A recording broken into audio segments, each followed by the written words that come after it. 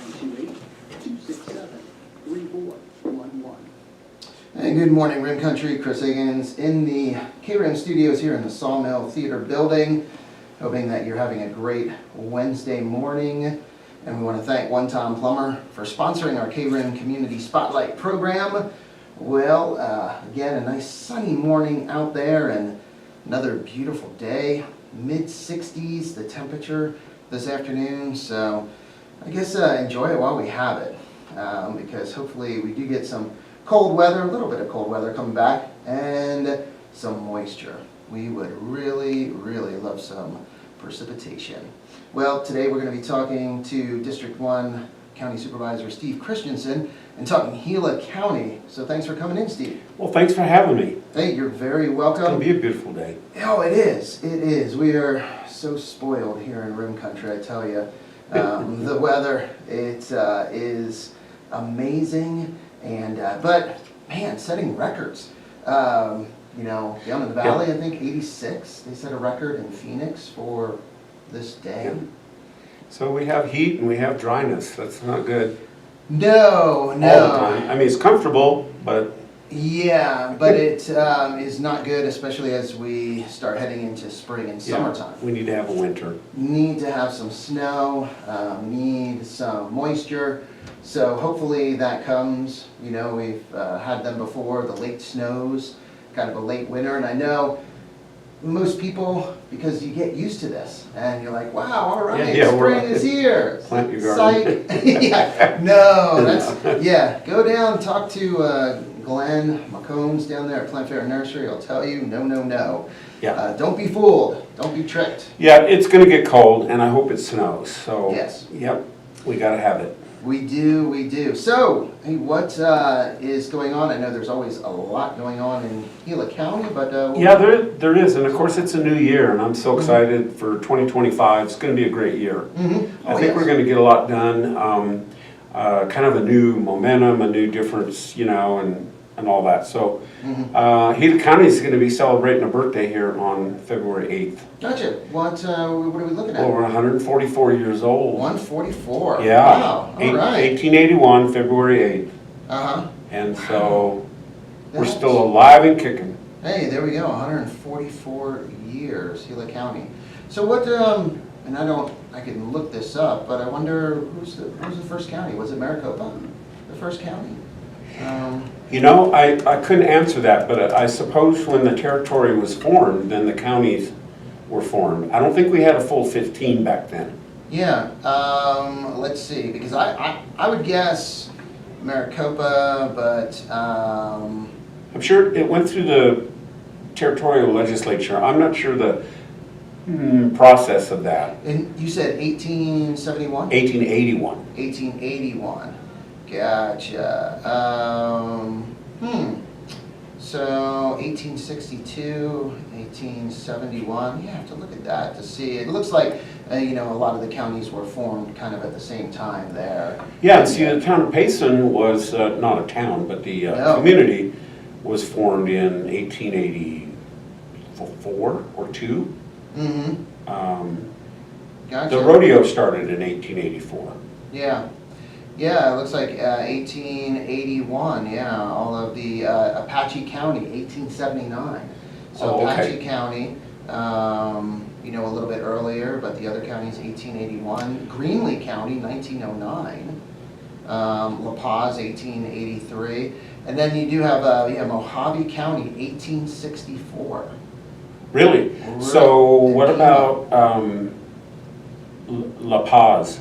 And Yavapai and Yuma. So Yuma, Yavapai, Pima, and Mojave County were the first counties in Arizona in 1864 is when they were formed. Maricopa wasn't until 1871. Navajo. And then La Paz, 1983, La Paz County. Right, that's a recent one. Right? Yeah, yeah. And then Navajo County wasn't one of the originals either, so. Navajo, 1895, a little bit later. Okay. Yep, a little bit later. So Gila County formed before, yeah. So There's always Interesting. talk at the legislature right now. I'm on the Legislative Policy Committee, and so we hear about bills that are coming up and possibly won't even get out of committee, that sort of a thing. But there's always some bills regarding Maricopa County, what to do with that. It's too big, it's too many people. And quite honestly, I don't know if I agree with that necessarily. It is big, it's got a lot of people. Yeah. But some of the solutions to that is to form like 3 additional counties, split it up, in other words, and turn Maricopa into actually 4 counties. And then the other one would be to expand counties, like Gila County would expand way down into Scottsdale, Queen Creek, and all of that. And none of that is palatable. Nobody wants to do that. Yeah, and I think, so I wonder why, is there any discussion on kind of breaking up cities? Like Phoenix, it's too big, so let's break it up. I don't know the purpose for that though. Yeah. See, And what would the county, I mean, I kind of see it's a heavily populated county, just like a city, so. It is. And I couldn't see breaking it up, bringing some of Scottsdale into Gila County where they're so different. So the needs of Scottsdale, how could no, that? it wouldn't work. We No. would only we would end up with 2 additional supervisors to do that. So we'd have 5 because Yeah. the population would be over 300-some thousand at that point. Yeah. So those ideas they're just ideas. Yeah. They're not Oh, going to yeah. come out. They're not going to come Yeah. about. That's crazy talk, actually. Well, I think they're looking at numbers, so they're probably looking at numbers and saying, Yeah. look at Maricopa County, how many people, so as far as representation, Right. funding, and all of that. But to what solution though? So Yeah. what do you actually solve by doing that? No. So, or what are you trying to solve? You're saying, well, Maricopa's too large population-wise. Well, so what? Yeah, I yeah, mean, so what? that's how it is. Is Tucson too big? Is Flagstaff Yeah. too big? Yeah. Why is it too big? Why is that a problem? So Yeah. anyway, they have their own issues. I don't want to be messing with Maricopa County. Yeah. I don't want any part of Maricopa County. Yeah. And I don't think we need to divide it up into 4 different counties because all you're doing is taking people and dividing them up. They're all still the same people. Yeah, So yeah. anyway. Huh, and it's probably, I could see, you know, the reasoning behind it, or the you know, justification, or what they're trying to solve, maybe, is, you know, more equal representation for as far as funding and, you know, and all of that.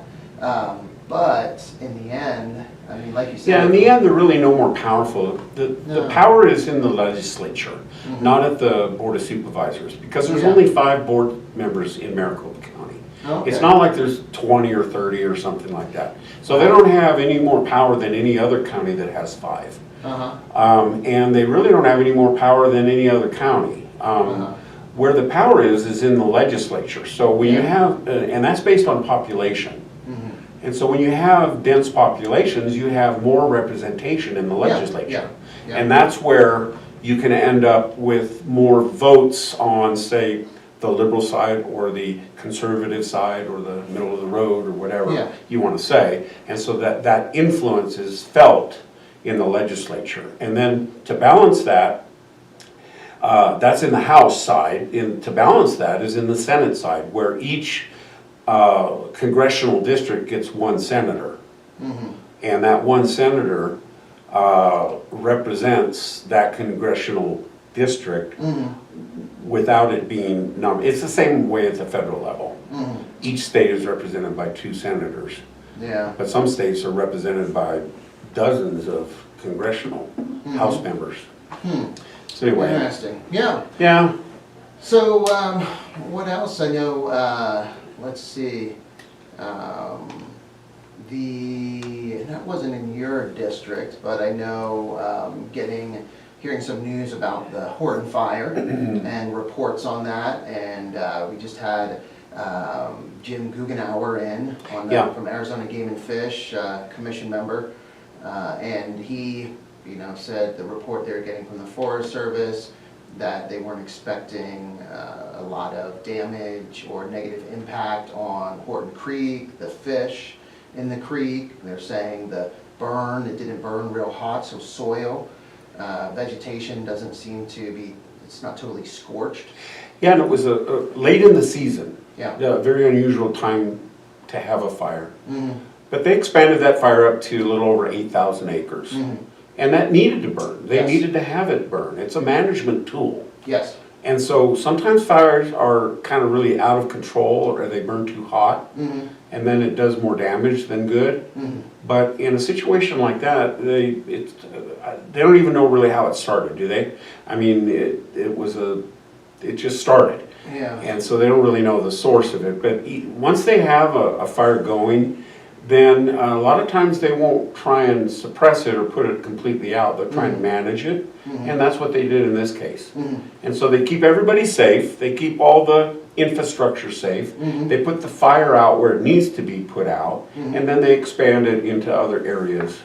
And that need to be burned, that that haven't need to be burned. burned, Yeah. right. So, Very, very similar to the West Fire, just had some members from the Pine Strawberry Fuel Reduction Yes. group in on the talk show, and they were saying just how beneficial that fire was, and also how the firefighters really were able to utilize the trails that they've been building up there to help fight that fire, to manage it. I should say. win-win, yeah. Yeah. Yep, the Pine Strawberry Trail system is great. It's always expanding. Mhm. They're trying to complete the Highline Trail Mhm. improvements, and all of that creates great recreational access, plus, well, it helps wildlife too, Mhm. and then it also helps for anyone that needs to get in and do any work in there. Mhm.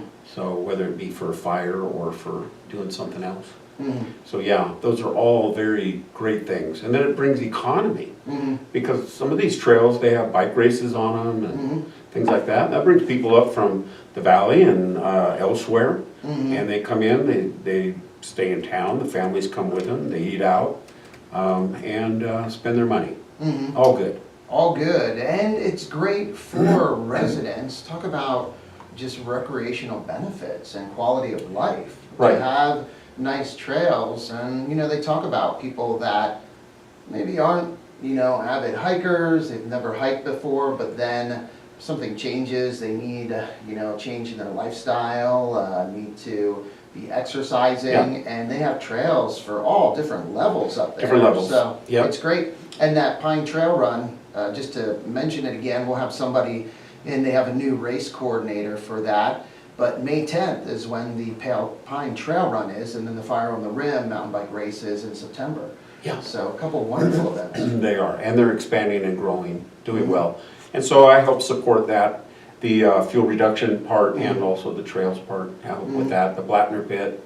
All those things are all positive Mhm. to the community, to the area, helps brush reduction, and it also then provides biomass for the plant up in Snowflake. Mhm. So I will say that in conjunction with that, we've been working on our water dip sites, Mhm. and we've expanded those from just bladders to actual hard plastic tanks to where we have about 20,000 gallons per site. Mhm.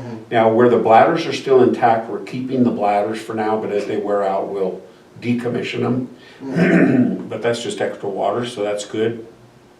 So there's 14 sites, and that's all up and running, doing well. We got grant money to help us with that. Mhm. Also, coming up on the 8th, not only is it our birthday, but it's also Dollar Dump Day Mm. for the 2 dumps that we have, or landfills, in Gila County. So Wow, for alright. $1, you can dump up to 1,000 pounds of something. Mhm. And then if you happen to go over 1,000, then you'll just be charged the normal rate for the above the Overage. 1,000. Gotcha. Right. Gotcha. And so that's coming up, and that's always helpful to keep garbage from being out in the forest. Those are popular days at the dump, that's for sure, the landfills. That, Those are very, popular days. yes, used a lot, actually. A lot of people, sometimes there'll be a line, quite a big line. Okay, so then, also, we developed a partnership with the Sheriff's Department and the Forest Service to remove abandoned RVs, which are not just abandoned, but really in bad shape. So we've been in the process of doing that, and we've done quite a number of them already. The Sheriff's Department coordinates that, and then there's a cleanup process, and we're removing a lot of those things from out along the roads in the forest and, you know, just going out to the rifle range, Jim Jones Rifle Range. There was 3 or 4 or 5 of them out there, and so we started working on those. There's some out on Mesa Dale Road, Houston Mesa Road, and others around. So up in Pine, we grabbed 1 or 2 up there. And so we're recycling as much as possible with that through a independent recycler.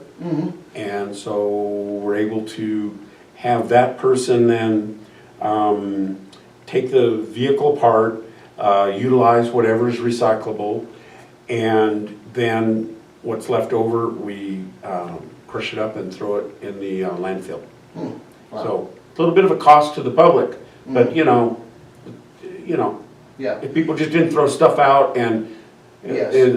things would be a lot better. So Well, however it would be done would be a cost to the public unless there was a private organization that came in and said, hey, we want to do this at absolutely no charge. Right. That would really be the only way that there would be no charge, because whether it's Gila County, whether it's the Forest Service, whatever organization, government organization is doing it, then tax dollars are paying for it. So Right. it is unfortunate that people do that, and then collectively we all have to fix it. Yeah, Right. yeah. Same with crime. Mhm. Crime's the same way. So crime costs people money. Oh, yeah, And yeah. so, in fact, on Monday, the 10th, I'm going to be going down to the legislature and speaking before a committee, asking for funding to help our sheriff's department here in Gila County. Because we don't have enough money, and we don't have enough tax base to do some of the renovations we need to do to keep up with the sheriff's department. And so we believe in law enforcement, and we have a lot of people coming from out of county, out of town, and those who are local even, that put a demand on the sheriff's department. And so we need to have enough money to keep the facilities up and running, and those things cost lots of money, lots of money. So the sheriff's department has a building here in Payson Jail, also in Globe, and another building at Roosevelt Lake. So, and we're keeping up fine with the pay. We've instituted a step program for the deputies and the detention officers, et cetera. And so that's a better situation. We keep up with the vehicles to where they're not run down and broken and over mileage or unreliable. So we're keeping up with that. We're able to maintain those kind of things and basically run the department. But when it comes to a remodel, it's very expensive, millions usually. And so I'm going to be going down there along with the sheriff on Monday and asking, it's House Bill 2664. And so the different congressional representatives down there do have some money that's discretionary, like money, that they can give to certain entities that will help the constituents in their district. I guess it probably needs to go through a vote because it becomes a bill. So I'll go down and speak to that. It'll just be a few minutes that I just kind of pitch what we need and how we need it and why we need it and stuff like that. Yeah. Imagine thinking of vehicles, when you mentioned vehicles, the mileage, because of the size of the county. So the mileage put on some of these vehicles, and even just in northern Gila County here, so the sheriff's having to go up to Pine Strawberry on a regular basis, going out Control Road, going to Young. Oh my goodness. Yeah, the travel, and then the wear and tear because of the dirt roads is a lot.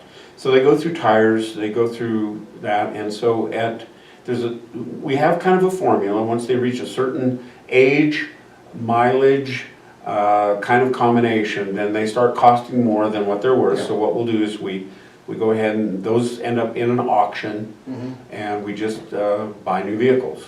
And so it's expensive to do that, but it's just part of the price you have to pay in order to have law enforcement. Yes, yeah. Well, hopefully that goes well, hopefully. Yeah. And I wonder if, are other counties in a similar situation, or do you know, Oh, yeah. like, they're looking at? It's a common thread. Mhm. Yeah, it's a common thread. I'd imagine the rural counties, same thing. Yes, so Sheriff's Department is run by the county government Mhm. through an elected official, the sheriff. Mhm. And so they have their own budget and all of that, but most all counties are, even the large counties, if you think about it, there's always a demand for money and more money and stuff to keep things going, so. Well, yeah, in the case of, and here's one example, big difference between Maricopa County and these rural counties. Maricopa County, they have all of the city police departments, so there's a lot of people down there, but think about all the law enforcement, Oh, it's agencies and tremendous. the personnel in the Phoenix metro area, where you get out in the counties, it's basically the county sheriff's office in a lot of places and no one else. There isn't anyone else there. Sheriff Lamb ran for the Senate recently here in Arizona, and he's a great guy. He's the sheriff in Pinal, and he has over 600 people working for him. Wow. Yeah, so the larger the county, population-wise, the more officers you need. So as the department grows, the demands basically stay the same. You never get to the point where it's like, oh man, we're just floating in money. You never are. Yeah, so as if Gila County, Yeah. we kind of talked about the numbers last time you were on a little bit, and in northern Gila County, the numbers are increasing a little bit. Southern Gila County, the numbers are decreasing a little bit. So the population is kind of staying the same, not really growing, but at some point, I think the numbers will, start growing a little, and then all the services, more services. Well, and Chris, if you think about it, the Sheriff's Department responds to a lot of travelers, people that are from out of town. Yeah. So the people from out of town who are not paying property taxes, for the most part, are the ones that are, we're having to attend to, out camping, or having a fight at some Airbnb or whatever it is, and we have to respond to that, and those people don't fund our Sheriff's Department at all. Yes. And the cost of living is difficult for the deputies, even though we try and pay them a living wage. To have a deputy that lives in Pine is very difficult. We don't have a deputy that lives in Pine, because to live in Pine, you gotta make a lot more than what a deputy makes. So Yeah. we have to drive to Pine. So Pinal County, the third most populated county in the state, 484,000 people in Pinal County. But then Pima County, over double that, over 1 million people in Pima County, and then Maricopa, 4.5 million. Right, and then if you look at our tax base, we're 3.5% on private land here in Gila County. So we have some unique challenges here. Yes. But we're doing well. We're working on it. We're actually in the process of doing a pretty large remodel, a couple $1 million or so over here at the court. The court building, which is what we call the county complex, right there, Main Street and the B line. And so the courts are not operating in that building right now. So some of them have moved into right there across the parking lot into the Tommy Klein Martin, and then some of them are over off of Longhorn, where we're renting a facility over there. Yes, the soon-to-be, or well, not real soon, but the new senior center facility. Yes, they purchased it and they're leasing it to us. So we should be done somewhere around August, I guess, is what they're predicting.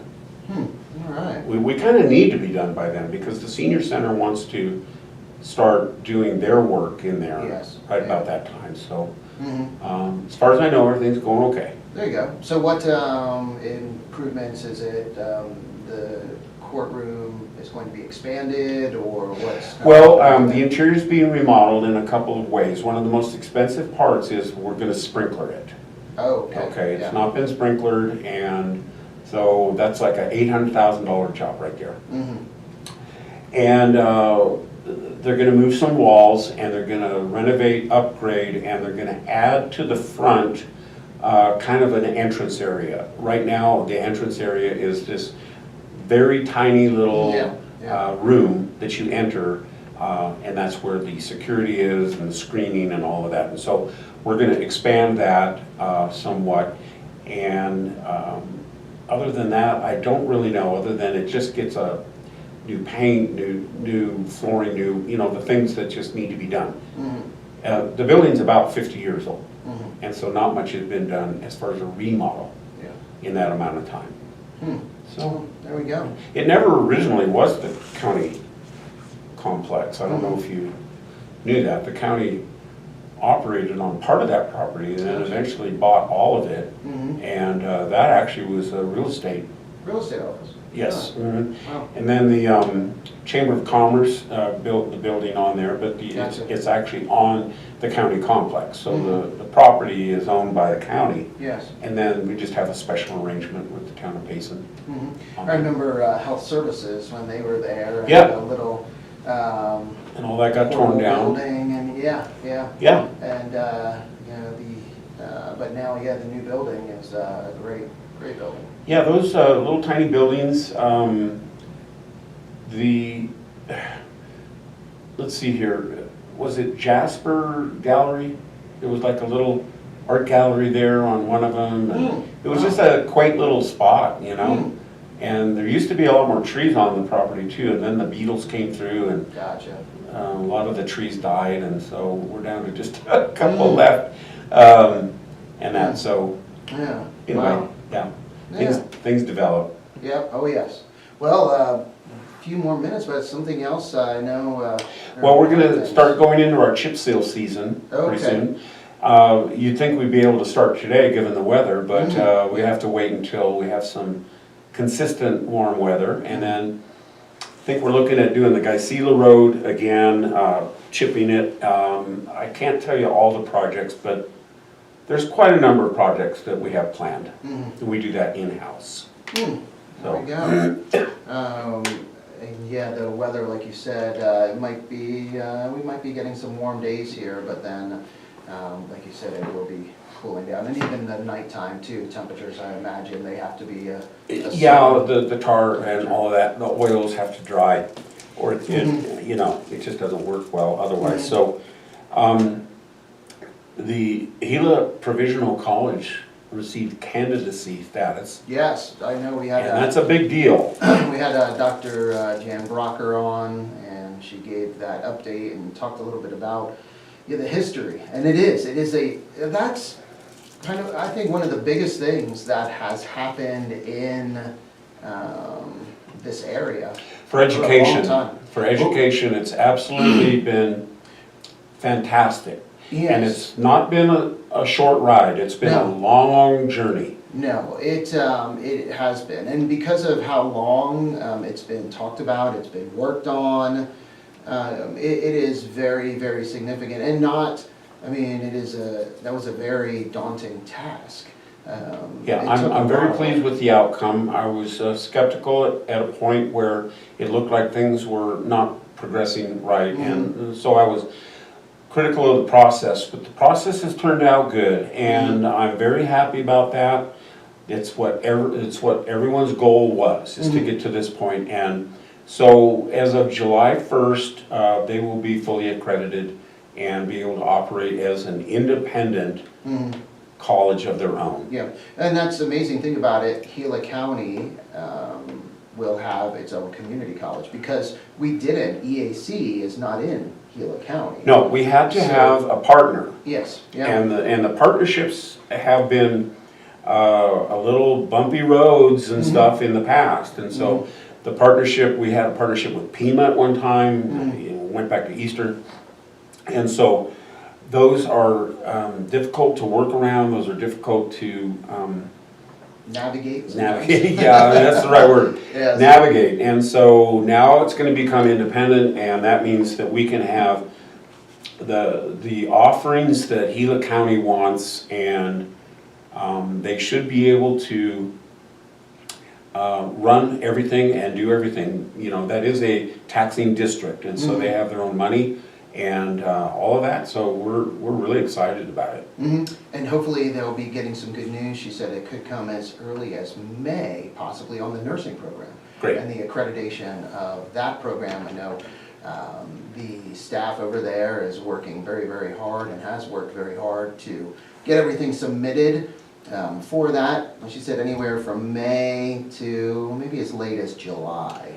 So the nursing program, number one Mhm. program in like the western United States, we need to get that up and rolling again real well, and then the cosmetology program out there is great, So, mhm. and then we'll be able to offer more. I'd like to see them build dorms and also do some trade schools out there. I think they have the property to do Yeah, it, and I tell you, it would be great if we could do some Yeah, of that. yeah, money. Yeah, money. Yeah, the money required, like you were talking about, trying to get money to help just remodel buildings or improve buildings. Yeah. So to build new facilities like that, you're talking tens of millions of dollars. And in Globe, thankfully, they have the mines. So, talking to them, the mines help pay for a lot of the facilities where the trade programs are taught, because then the mines hire those people. Right.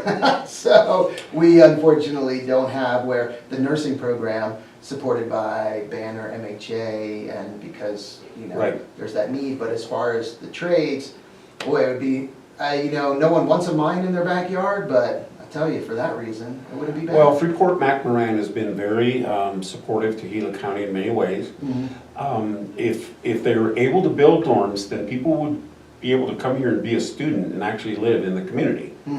Where right now, a student comes here, where do they live? Yeah. With mom, dad, aunt, uncle, there's very few affordable options when it comes to that, so. There aren't, so you really have to have dorms to provide a place for students. Absolutely. Yep. So it would be an investment. Yes. Well, hey, it is We're right at 10:30, time. but thank you. Yeah, thank Yeah. you for sharing. And yeah, it's always great to hear about what is going on in the county. And you can always visit the website. It's gilacountyaz.gov.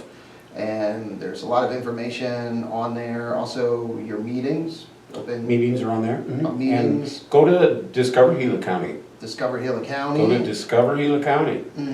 There we go. All right. Well, thank you, Steve, for coming on. And thank you, everyone, Thank you. for listening and watching. And also a big thank you to One Tom Plumber for sponsoring our Community Spotlight program. Time to get back to the music here on KRIM. And we have a little ad popped up. I need to get rid of that. We have some Marshall Tucker, James Taylor, and Everclear coming up. But first, a quick update from the National Weather Service so they can tell us just how beautiful it is going to be here in Rim Country today. All right. See you guys.